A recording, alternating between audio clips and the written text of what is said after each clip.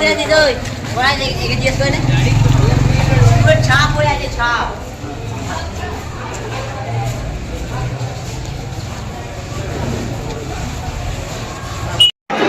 আনন্দের বিষয় আর কিছু নেই যে আমরা পেয়েছি আমাদের মধ্যে আজ আমাদের সম্মাননীয় এমপি ম্যাডাম মিতালি বাগ মহাশয়া, ওনাকে রামনগর অতুল বিদ্যালয়ের সকলে মিলে পেয়ে খুব আনন্দিত। আমরা ওনাকে একটু সম্মানিত করার চেষ্টা করছি, ওনাকে সম্মান দেওয়ার যোগ্যতা দক্ষতা আমাদের নেই, তবুও আমরা সম্মানিত করার চেষ্টা করছি।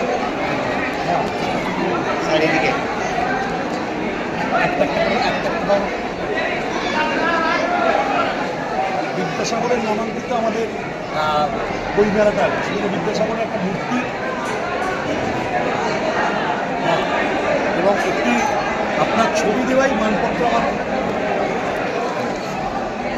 একটি মানপত্র সম্মাননা ছাড়লাম রামনগর অতুল বিদ্যালয়ের পক্ষ থেকে সম্মাননা স্মারক।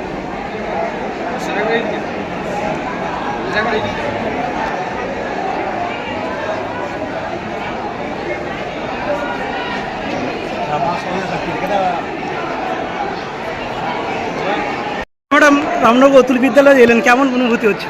দেখুন, রামনগর অতুল বিদ্যালয় সম্পর্কে আলাদা করে কিছু বলার নেই। এই স্কুলে যে ইনফ্রাস্ট্রাকচার, এখানকার ছাত্রছাত্রীর সংখ্যা খুবই ভালো এবং এনারা যেভাবে যারা এখানে আসেন স্কুলে, যে ছাত্রছাত্রীরা আসেন ছাত্রছাত্রীর মতো নয়, কিন্তু এখানে যারা শিক্ষক মহাশয়রা আছে, শিক্ষক শিক্ষার্থীরা আছে, এখানকার হেডমাস্টার মশাই যিনি আমার পাশে দাঁড়িয়ে আছেন দেখছেন, তো ওনারা একদম অভিভাবিকার মতো করে তাদেরকে দেখেন। তাই দেখুন, অন্যান্য স্কুল থেকেও কিন্তু আজকে রামনগর উচ্চ বিদ্যালয়ে বহু স্টুডেন্ট এখানে ভর্তি হতে আসছে। আর এখানে সবথেকে একটা ভালো দিক আছে, দেখবেন যে এখানে বায়োমেট্রিক স্টুডেন্টদের বায়োমেট্রিক সিস্টেমটা রয়েছে, যেটা প্রথমে স্কুলে ঢোকার আগে সে তার প্রেজেন্ট, এমনি ম্যানুয়ালি খাতায় কলমে তো প্রেজেন্ট হয়, আমরা দেখেছি প্রত্যেকটা স্কুলে বা আমরাও যখন পড়াশোনা করেছি একটা খাতায় কলমে প্রেজেন্ট হয়, কিন্তু তার আগে মেশিনারি যেটা বায়োমেট্রিক, সে বায়োমেট্রিকটা দিয়ে তারপর তারা কিন্তু ক্লাসে আসে, তারপরে রোল কলটা হয়।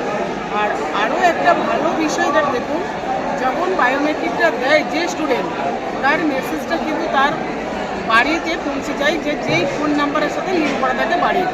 এখানে বাবা মারাও জানলেন যে আমার সন্তান বা সন্ততি সেই স্কুলে গিয়ে পৌঁছেছে। এই যে একটা এত সুন্দর করে রাখা, এটা কি বলবো, এটা রামনগর অতুল বিদ্যালয়ের পক্ষে সম্ভব হয়েছে। তো গতকাল সরস্বতী পুজো গেছে, সকলেই সমগ্র মানুষ, শুধু খেলাধুল বলবো না, জাতি ধর্ম বর্ণ নির্বিশেষে সকল সম্প্রদায়ের মানুষ বাগদেবীর আরাধনায় মেতে উঠেছিলেন। কারণ এটা তো শ্রী পঞ্চমী, আমরা বাসন্তী পঞ্চমীও বলি। অতুল বিদ্যালয়ে সেটা অন্যথা নয়, কালকে পুজো হয়েছে খুব ধুমধামে, দেখে সামনে জঞ্জাল করছেন।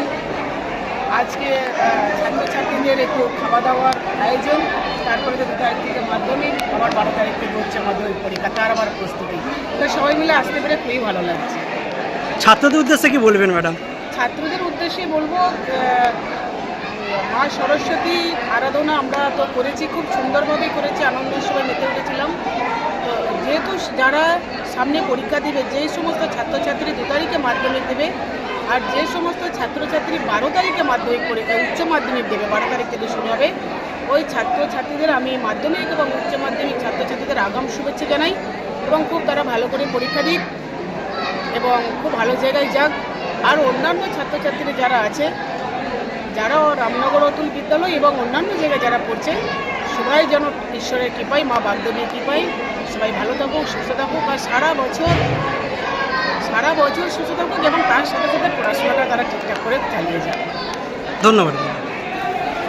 আপনার উজ্জ্বল ভবিষ্যতের একমাত্র দিশারি, জ্যোতিষ জগতে অদ্বিতীয় ডক্টর অঞ্জন শাস্ত্রী। দেখুন জ্যোতিষ অঙ্গনে অঞ্জন প্রতি রবিবার ঠিক রাত 12টায় শুধুমাত্র TV9 বাংলায়।